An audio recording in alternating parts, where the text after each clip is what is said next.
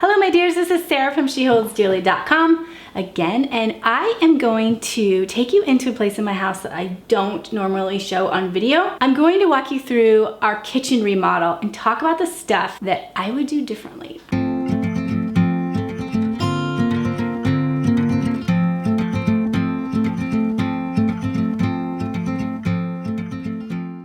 Before I get started, I need to do a shout out to some friends that are joining me with this topic, and I deeply respect all of them as designers. I think you will gain so much information from watching their videos as well. We have a playlist that you can go check out. There is Julie Blanner from her Julie Blanner website, Lisa Bass from Farmhouse on Boone,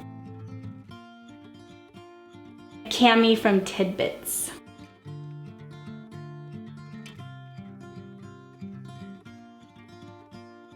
and Chloe from Boxwood Avenue.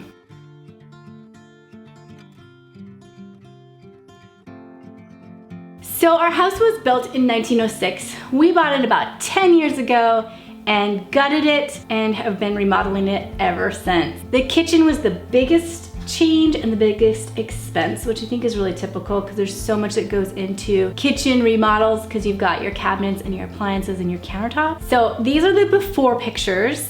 And when we first bought the house, I thought, oh, I'll just make it work. I'll just bleach out the cabinets. And I was just so excited to be on the land, just to be in the house, that I didn't think we were gonna probably do much to the kitchen. And then we got into it more and we're like, yep, this thing needs to be completely taken apart.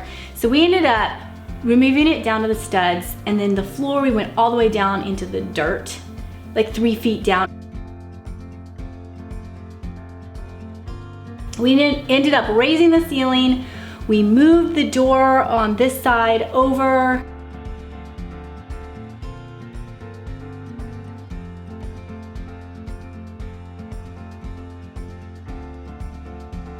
We reconfigured the cabinetry. The appliances are still in the same place, except for the refrigerator. And then over to my right, it is a wall that we took out.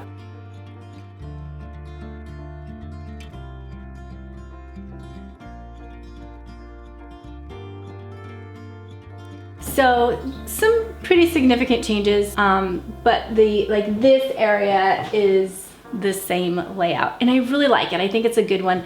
I've heard with kitchen design, you want things to be in a triangle. So you want to go appliance, appliance, appliance, and I've got a good triangle going on here. It's a good workflow when I'm working in the kitchen. So there's some things that I'm still totally happy with and are still going strong. I still love the calm, quiet color palette here. I think it has enough storage space. I like how we did the lighting. So after we raised the ceiling, we just put in a bunch of can lighting. Thought about doing a great big chandelier right here. In fact, if I were to cut through the ceiling right there, there is all the wiring up there for me to add a chandelier. So maybe someday I'll pull that off. Now that I've lived in the house for a while, there's 5 things that I wish I would have thought through a little bit better. And I just hope that I can pass this on to you, and maybe it will help you if you're in the midst of a kitchen remodel. And it kind of goes back to that I got this dream kitchen in my mind, okay? So kind of be careful when you say dream anything, especially with decorating. Trends do affect us. And so what I loved in the early 2000s has changed. And I felt like it would never change because it was my dream kitchen. Like, I just pulled out all the stops in my mind. And we didn't have Pinterest, so I had this 3-ring binder, and I worked on it for hours and hours, and I would cut out pictures from Better Homes and Garden. And this here is my dream kitchen.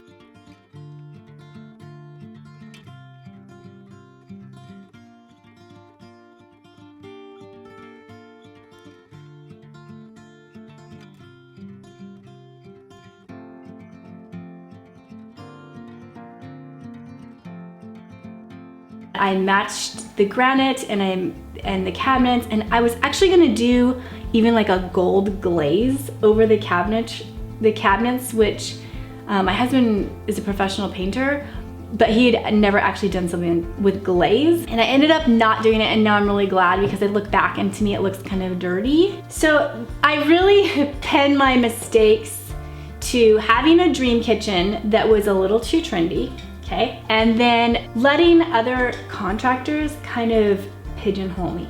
Okay, and I'm gonna tell you what I mean. And I worked with some great people, but there were some things that I probably shouldn't have let happen. Let's start with like the least important thing to me, and I'll end with the most important thing to me.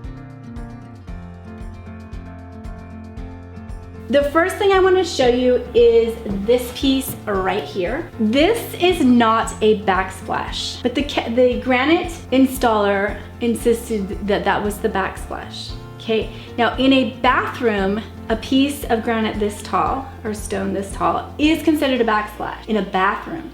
But in a kitchen, you want things that go up 18 inches or so up the wall. And I hadn't really thought about that before and just went with what he said. And the reason he wanted to do the backsplash is because my granite doesn't go all the way to the wall in some places. And so to cover up that gap, instead of like splice together something, or heaven forbid we redo the cabinetry or something, he just wanted to put a little slab of granite there that was wide enough to just cover up all of the gaps. And I just went with it and didn't even think about it. Well, now years later, I wish I had really done a true backsplash, and I still can add it, and I probably will. But I feel like it doesn't look as professional. It doesn't look as finished as I would like it to look, and my walls get dirty. I have white painted walls, so I splash spaghetti sauce on them and things.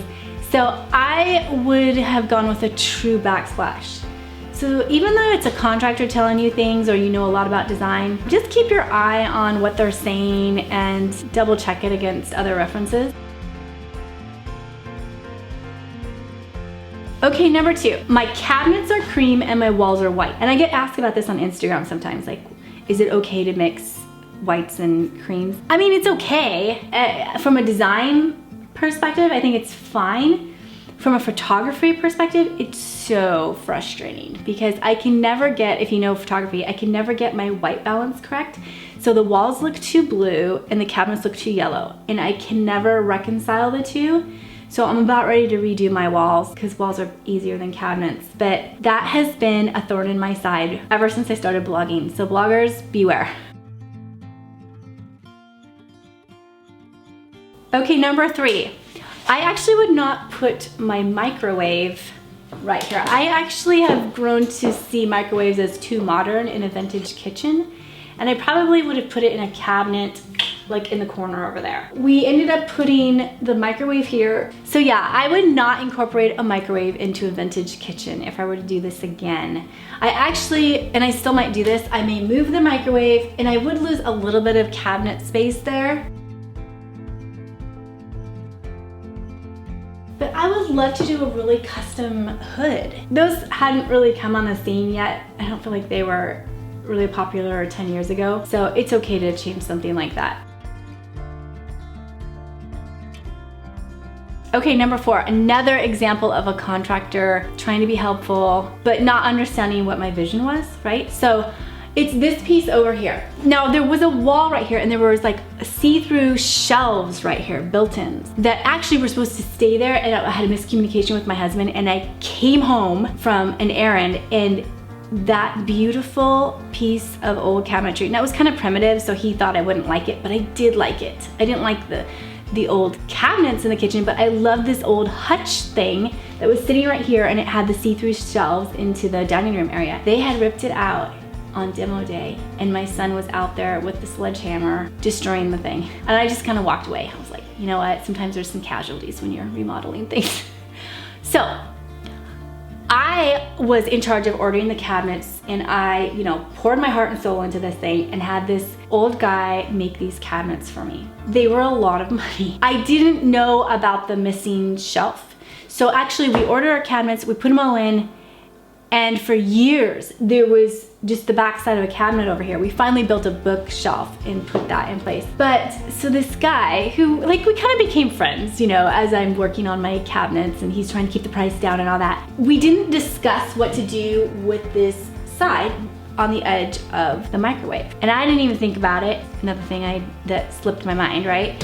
And so I go to pick up my cabinets, and he goes, "Hey, Sarah, I made a surprise for you." He goes, "We didn't talk about what to do on the edge of that microwave, So I just made you a knickknack shelf. I thought it was really nice, but inside I was like, this is my dream kitchen. So I would not have chosen that. And so here I am with a piece in my kitchen that I don't really care for, that I never ordered. And I just keep styling it and thinking, I don't really like this. And for 10 years I've been saying that. I probably should have just said thank you and then done what I wanted to do there. And number 5, this is the big one. If you take anything away from this talk today, be so careful what you do when you choose your countertops or your tiles. So stone and tile is made to last for hundreds of years, especially granite.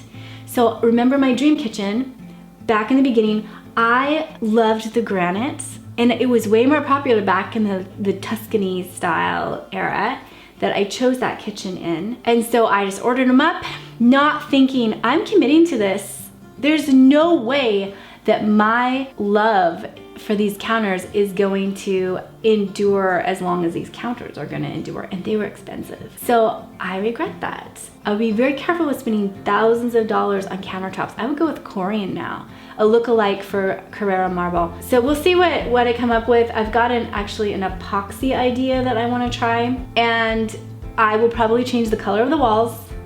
I will add probably a backsplash. I would love to add some under cabinet lighting. So I have a few things I would do in this kitchen still, but hopefully if you are designing a kitchen, that like gives you some warnings about things to look out for, things that you might regret. I think that if you're into decorating, you should choose things that are on the less expensive side, and things that you're just always be asking, like, would I be okay with changing this in 10 years, even 5 years?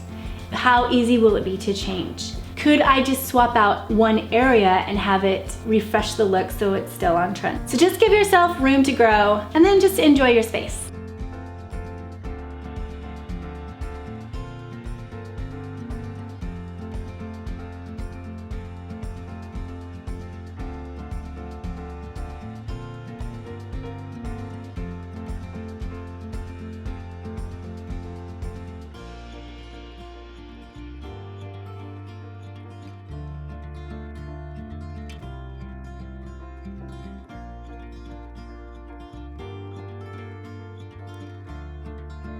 Before you leave, be sure to click on the link in the description. I do have a Farmhouse decorating source guide that I put together with you. It's 20 pages long. You can download it and it will give you all my favorite sources for bedding and lighting and furniture and all the pieces that go into making a beautiful home. All right, happy kitchen planning. Thank you so much for stopping by.